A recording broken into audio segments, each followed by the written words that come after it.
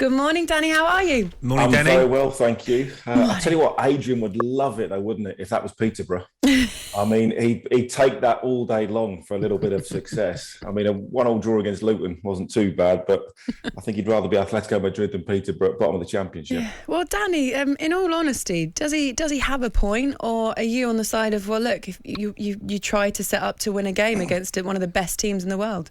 It's what he's always done, isn't it? He's never played expansive football. Obviously, gone are the days of Godin and people like that at the back, where it really was, defensive masterclass at times, and then they never used to concede sort of any goals.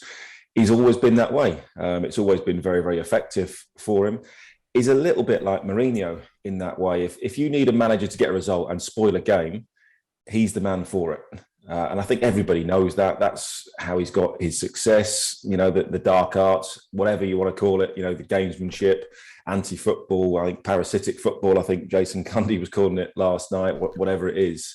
It's not great to watch, but at times it's effective. And when you look at their players, apart from, Felix and Griezmann, maybe Koke in there as well, they're not littered with superstars. Player for player, they can't really compete with Manchester City in terms of technical ability. So you have to find a different way to win. He does take it a little bit too far at times, but I think he's always great to watch on the sidelines. Yeah, well, that's it, isn't it? It's if you don't have the armory or the money in the bank that some teams do, and you have to find a way to win. Perhaps that would be the defence of it. Adrian also called him a ref pest.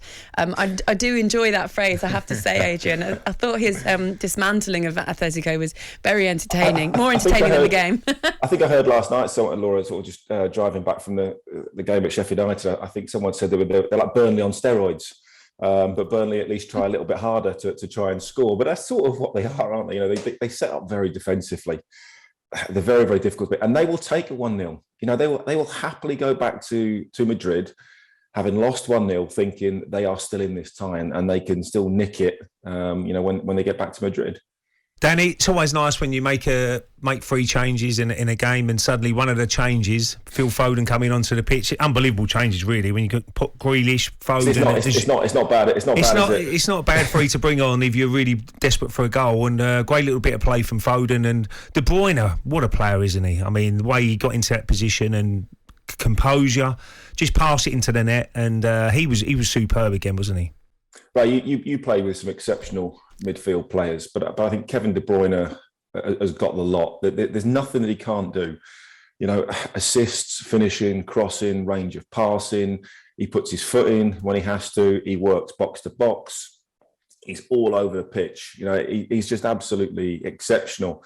So a little bit surprised when Foden didn't start the game, but I guess thinking about the physicality of Atletico Madrid, Pep probably thought, right, okay, just need to maybe make sure we stay in the game for the first sort of 60 minutes or so, not get bullied in this one, because we know that's what Atletico can do. But you're right, those changes absolutely exceptional. And City now, or both English teams, very, very good results.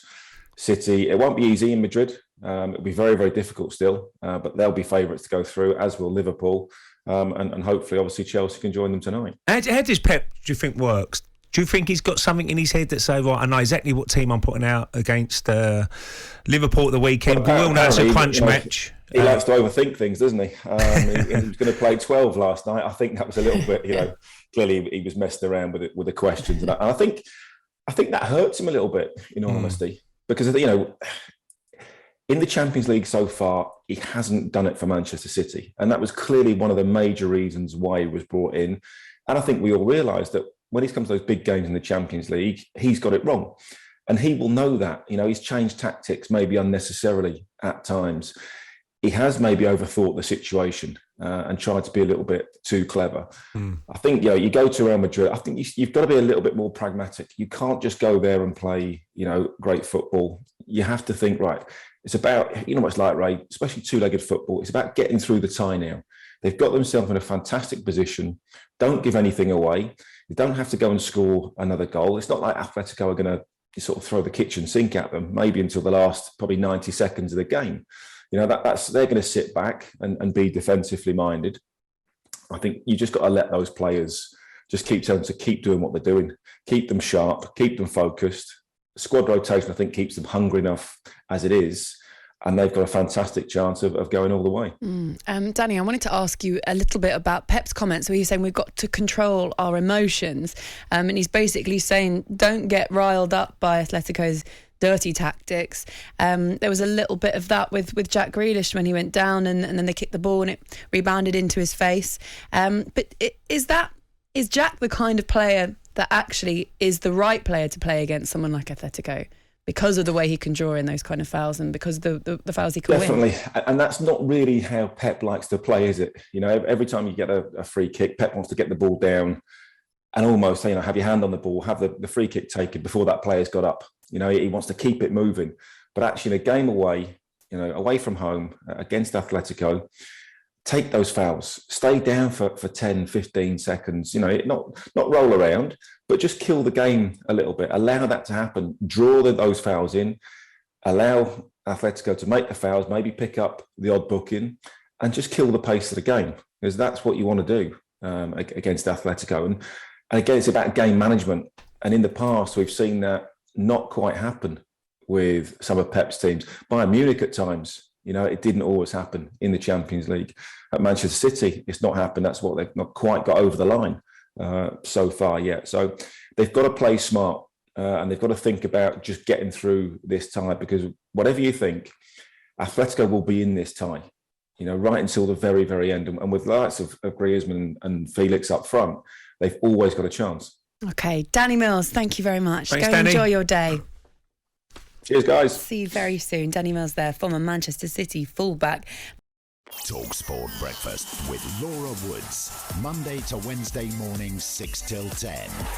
On AM, on DAB, via the talkSPORT app and on your smart speaker.